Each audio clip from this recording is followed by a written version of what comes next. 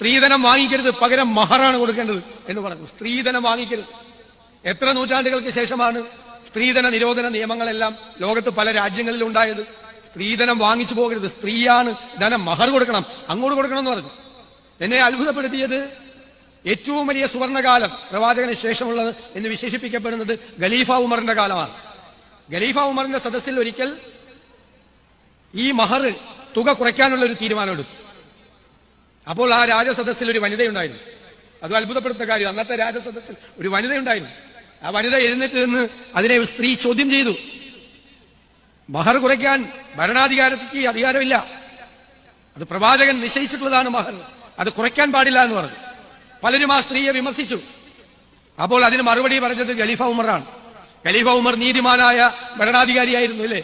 നീതിമാനായ ഭരണാധികാരി, ലോകം ഇതുവരെ കണ്ടിട്ടുള്ള ഏറ്റവും നീതിമാനായ ഭരണാധികാരികളുടെ മുൻപിലുണ്ടായിരുന്ന ആളാണ് ഖലീഫ ഉമർ. പറഞ്ഞു, അവര് പറഞ്ഞതാണ് ശരി, നിങ്ങൾ പറയുന്നതല്ല, നമുക്ക് ഭരണകൂടത്തിന് മഹർ കുറയ്ക്കാനുള്ള അവകാശമില്ല എന്ന് തീർപ്പുണ്ടാക്കി. അപ്പോൾ ഖലീഫ ഉമറിന്റെ രാജസദസ്സിൽ പോലും സ്ത്രീകൾക്ക് പറയാനുള്ള അവകാശമുണ്ടായിരുന്നു. അദ്ദേഹം ഭരണാധികാരികളോട് പറഞ്ഞു, പ്രവാചകൻ പറഞ്ഞു, എന്താ ഭരണാധികാരികളോട് പറഞ്ഞത്? നിങ്ങൾ കൂടിയാലോചനകൾക്ക്, ചർച്ചകൾക്ക് ശേഷം വേണം തീരുമാനമെടുക്കാൻ, ഒറ്റയ്ക്ക് തീരുമാനങ്ങൾ എടുക്കരുത്. ഇന്ന് ഏകാധിപതികളായ ഭരണാധികാരികൾ ലോകത്തെമ്പാടും ഒറ്റയ്ക്ക് തീരുമാനങ്ങൾ എടുത്ത് ഭരിക്കുമ്പോൾ പ്രവാചകൻ പറഞ്ഞു, ഭരണാധികാരികൾ ഒറ്റയ്ക്ക് തീരുമാനമെടുക്കരുത്, കൂടിയാലോചനകൾക്ക് ശേഷം, നിരന്തരമായ ചർച്ചകൾക്ക് ശേഷമേ തീരുമാനങ്ങൾ എടുക്കാൻ പാടുള്ളൂ. ഉഹദ് യുദ്ധത്തിൽ ഒരു ചെറുപ്പക്കാരൻ പ്രവാചകനെടുത്തൊരു തീരുമാനത്തെ ചോദ്യം ചെയ്തു, അത് ശരിയല്ല എന്ന് പറഞ്ഞു. അപ്പൊ പ്രവാചകൻ അത് അംഗീകരിച്ചു. അയാൾ പറഞ്ഞതാണ് ശരി, അയാൾ എന്നെ തിരുത്തി. അയാളുടെ ആശയം മറ്റുള്ളവർ പറയുന്നത് കൂടി കേൾക്കണം, മറ്റുള്ളവരുടെ ആശയങ്ങൾ കൂടി കേൾക്കണം. നമ്മൾ ഏകപക്ഷീയമായി നമ്മുടെ തീരുമാനങ്ങൾ ഒരു ഭരണാധികാരിയും മറ്റുള്ളവരുടെ മീതെ അടിച്ചേൽപ്പിക്കരുത്. അതിനേക്കാൾ വലിയ ജനാധിപത്യ ബോധം എന്താണ്? ഏറ്റവും വലിയ ജനാധിപത്യ ബോധം എന്നെ പലപ്പോഴും വിസ്മയിച്ചിട്ടുള്ളത് മറ്റൊന്നാണ്. തൊഴിലിനെ കുറിച്ചാണ് പറഞ്ഞത്, ജോലിയെക്കുറിച്ച്. ജോലി ചെയ്യുന്നവനോടുള്ള ബഹുമാനമാണ്, അധ്വാനിച്ച് അന്നം കഴിക്കുന്നവനോടുള്ള ബഹുമാനം. അവന് ജോലി കൊടുക്കുന്നവർ അമിതമായ ജോലി കൊടുക്കരുത്. നിശ്ചിതമായ സമയത്ത് മാത്രമേ അവന് ജോലി ചെയ്യാൻ പാടുള്ളൂ, ജോലി ചെയ്യിക്കാൻ പാടുള്ളൂ. അവന്റെ ആരോഗ്യത്തിന് പറ്റിയ ജോലികൾ മാത്രമേ കൊടുക്കാൻ പാടുള്ളൂ, അതിൽ കൂടുതൽ ജോലികൾ കൊടുക്കരുത്.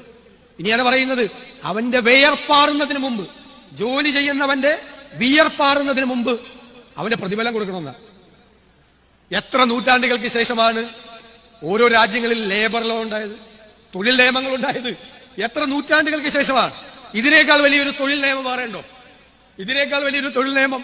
കൂടുതൽ ജോലി അടിച്ചേൽപ്പിക്കരുത്, കൂടുതൽ ഭാരം അടിച്ചേൽപ്പിക്കരുത്, വേർപാറുന്നതിന് മുമ്പ് പ്രതിഫലം കൊടുക്കണം എന്ന് പറയുന്ന ഒരു തൊഴിൽ നിയമം, ഇതിനേക്കാൾ വലിയ തൊഴിൽ നിയമം ലോകത്ത് എവിടെയാണുള്ളത്?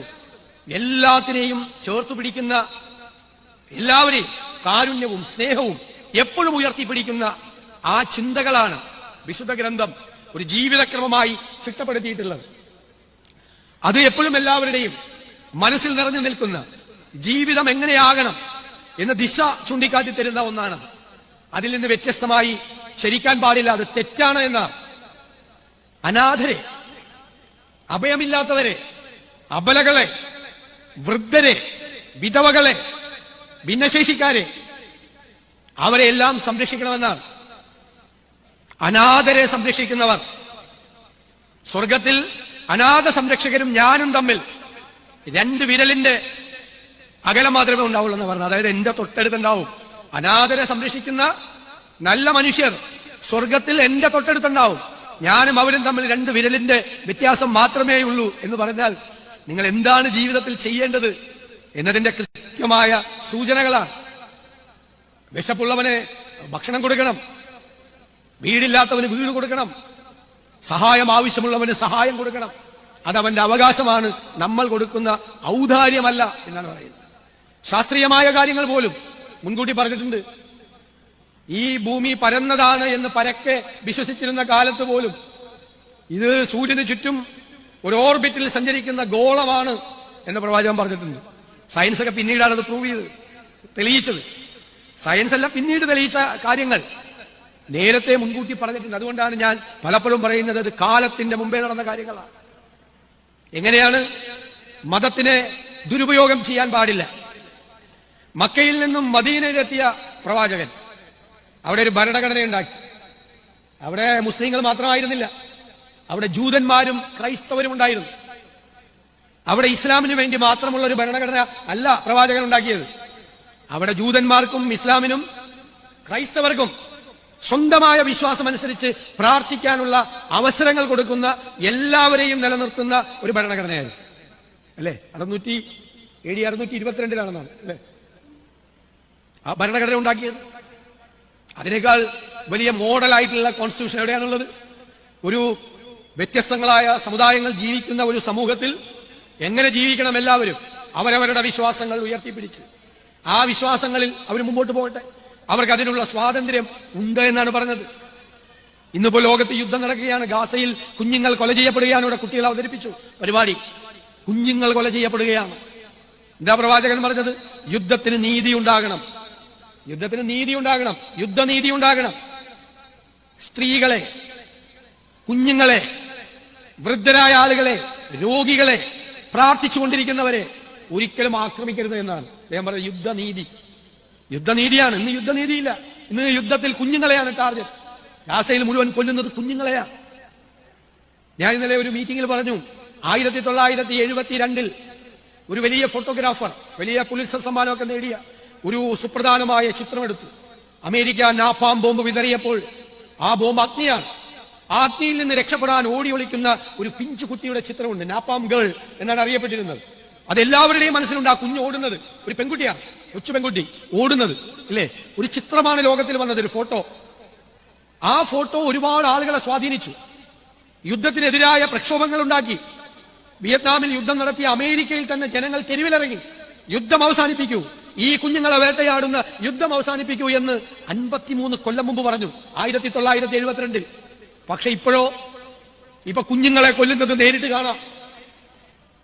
ആർക്കും അമേരിക്കയിലും പ്രക്ഷോഭമില്ല, ലോകത്ത് ഒരിടത്തും പ്രക്ഷോഭമില്ല. ഐക്യരാഷ്ട്ര സംഘടന ഇടപെടുന്നില്ല, ലോകത്ത് ആരും ഇടപെടുന്നില്ല. ഐ ഫീൽ നത്തിങ്, അതാണ് പുതിയ ചിന്ത. എനിക്കൊന്നും തോന്നുന്നില്ല, ഒരു വികാരമില്ല. കാരണം വേറെ ആരുടെ കുഞ്ഞുങ്ങളാണ് കൊല ചെയ്യപ്പെടുന്നത്. ഇതാണ് ഇന്നത്തെ ചിന്ത.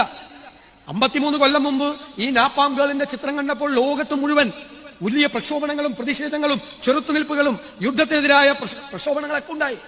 ഇപ്പൊ 53 കൊല്ലം കഴിഞ്ഞിട്ട് കുഞ്ഞുങ്ങളെ കൊല്ലുന്നത് കണ്ടിട്ടും ആർക്കും ഒരു വികാരമില്ലാത്ത തരത്തിൽ നമുക്ക് മാറാമോ? യുദ്ധമുണ്ടാകാം, യുദ്ധത്തിൽ നീതി ഉണ്ടാകണ്ടേ? ആ യുദ്ധനീതി, യുദ്ധ തടവുകാരനെ കുറിച്ച് പോലും പ്രവാചകൻ പറഞ്ഞിട്ടുണ്ട്. യുദ്ധ തടവുകാരനോട് അവനെ പീഡിപ്പിക്കരുതെന്നാണ് പറഞ്ഞിരിക്കുന്നത്. അവനോട് മാന്യമായി പെരുമാറണം. യുദ്ധത്തിൽ കൊല ചെയ്യപ്പെടുന്ന ശവശരീരങ്ങളോട് പോലും ആദരവ് കാണിക്കണം, ഇല്ലേ? ആ ശവശരീരങ്ങളോട് പോലും ആദരവ് കാണിക്കണം എന്ന് പറഞ്ഞത്. ലോകം കീഴ്മേൽ മറിയുകയാണ്. ലോകത്തിന് ഇതിന്റെ അപ്പുറത്തേക്ക് പോവുകയാണ്. മനുഷ്യൻ എന്നുള്ള ആ സങ്കല്പം, സ്നേഹം, അനുകമ്പ, കാരുണ്യം, ഇതെല്ലാം മനുഷ്യനിൽ നഷ്ടപ്പെട്ടുകൊണ്ടിരിക്കുന്ന ഒരു കാലത്ത് പ്രവാചക മതം, അതാണ് വിശുദ്ധ ഗ്രന്ഥം ഉയർത്തിപ്പിടിക്കുന്നത്. ആ വിശുദ്ധ ഗ്രന്ഥത്തിന്റെ യഥാർത്ഥ സന്ദേശം ജനങ്ങളിലേക്ക് എത്തിക്കാൻ, എല്ലാവരുടെയും ഹൃദയങ്ങളിലേക്ക് എത്തിക്കാൻ കഴിയണം എന്നുള്ളതാണ് നമ്മൾ ഏറ്റെടുക്കേണ്ട ഏറ്റവും പ്രധാന ദൗത്യം, ഏറ്റവും പ്രധാനപ്പെട്ട മിഷൻ എന്ന് ഞാൻ നിങ്ങളോട് പറയുന്നു. അതിലെ പ്രധാനപ്പെട്ട കാര്യങ്ങൾ, അതിലേറ്റവും പ്രധാനം കാരുണ്യം തന്നെയാണ്, സ്നേഹമാണ്, അനുകമ്പയാണ് മറ്റുള്ളവരോട്. ഇവിടെ തിരുവേനി ഇരിക്കുന്നുണ്ട്. ക്രൈസ്തവ ദർശനത്തിന്റെയും ഏറ്റവും വലിയ മൂല്യവത്തായത് അതാണ്, സ്നേഹമാണ്, അല്ലെ? മറ്റുള്ളവരോടുള്ള അനുകമ്പയാണ്. മതങ്ങളെല്ലാം, പ്രവാചകരായിട്ടുള്ള ആളുകളെല്ലാം എത്ര ഭംഗിയായിട്ടാണ് അവരൊരു ജീവിത ദർശനത്തെ സൃഷ്ടിച്ച് നമ്മുടെ മുമ്പിൽ വെച്ചത്. നമ്മൾ ആ മതങ്ങളെയും മതദർശനങ്ങളെയും പോലും ദുർവ്യാഖ്യാനം ചെയ്ത്, ഭരണകൂടങ്ങളും അധികാര കേന്ദ്രങ്ങളും എല്ലാവരും ദുർവ്യാഖ്യാനം ചെയ്ത് അവരവരുടെ സൗകര്യത്തിനാക്കി മാറ്റുന്ന കാലത്താണ് നാം ജീവിക്കുന്നത്. അതിനെതിരായിട്ടാണ് യഥാർത്ഥ സന്ദേശം, യഥാർത്ഥ ദർശനം എല്ലാവരിലും എത്തിക്കാൻ ഈ ഖുർആൻ ഫെസ്റ്റിന് കഴിയട്ടെ എന്ന് ഞാൻ ആശംസിക്കുന്നു. ഒരുപാട് പേർ സംസാരിക്കാനുണ്ട്. ദീർഘമായി പ്രസംഗിക്കുന്നത് അനൗചിത്യമാണ്. ഈ പരിപാടി സംഘടിപ്പിച്ച പത്തനംതിട്ട ജില്ലാ മഹൽ മെമ്പേഴ്സ് അസോസിയേഷനെ ഞാൻ പ്രത്യേകമായി അഭിനന്ദിക്കുന്നു. വിവന്ദ്യനായ അധ്യക്ഷന്റെ നേതൃത്വത്തിൽ നടക്കുന്ന ഈ ചടങ്ങ് എല്ലാ വർഷവും ആവർത്തിക്കപ്പെടട്ടെ. വളർന്നു വരുന്ന തലമുറയുടെ ഉള്ളിലേക്ക് സ്നേഹത്തിന്റെയും കാരുണ്യത്തിന്റെയും സന്ദേശം എത്തിച്ച് നല്ല മനുഷ്യരായി ജീവിക്കാൻ, അവരെ പഠിപ്പിക്കാൻ, അവർക്ക് മാർഗനിർദ്ദേശം നൽകാൻ ഇതുപോലുള്ള പരിപാടികൾക്ക് തീർച്ചയായും കഴിയും എന്ന് മാത്രം വിനയപൂർവ്വം സൂചിപ്പിച്ചുകൊണ്ട് ഞാൻ ഈ സമാപന സമ്മേളനം ഉദ്ഘാടനം ചെയ്തതായി അറിയിക്കുന്നു.